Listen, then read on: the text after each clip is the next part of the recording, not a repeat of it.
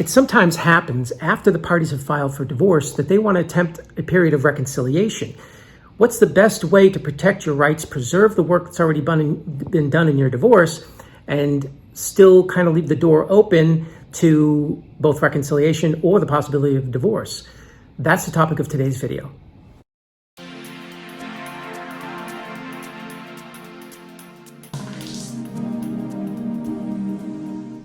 A husband and a wife are still husband and wife until a final decree of divorce is signed. Now, a husband and a wife can enter into a contractual relationship and sign and execute and have an enforceable agreement between the two of them. Collectively, all types of post-marital agreements are called post-marital agreements, but there are various kinds of those. There can be a separation agreement. There can be a reconciliation agreement.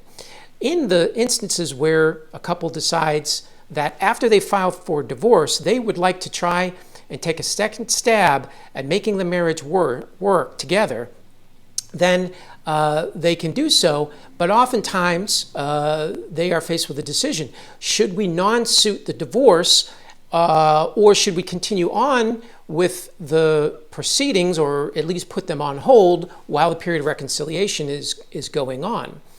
So the things to know is that if you decide to reconcile, if you non-suit that case, you're going to have to start all over again should that reconciliation turn out to not be possible.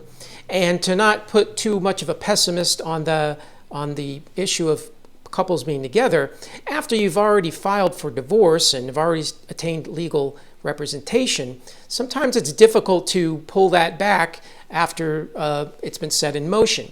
But it's not impossible. And at least in our firm, we don't encourage people to get divorced, okay?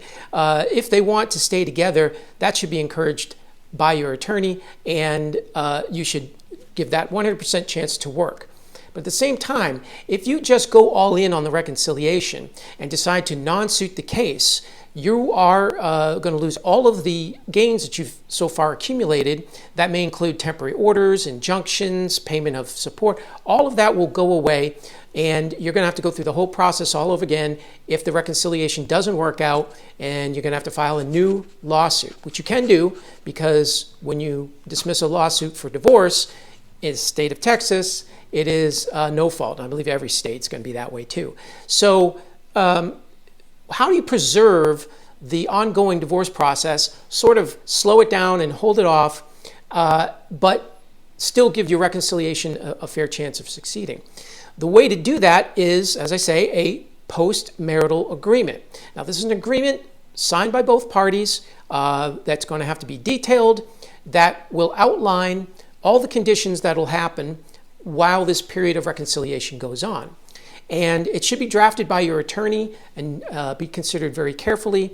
And it should follow all of the formalities of any other contract, including the Rule 11 of the Texas Rules of Civil Procedure. And if you follow those strict formalities of the contract, then it can be enforceable.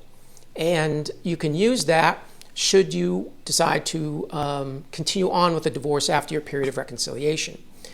If after your period of reconciliation you decide you don't want to get divorced at all, you can terminate or sunset the contractual agreement between the two of you, and then of course non-suit your divorce case, and then all is well.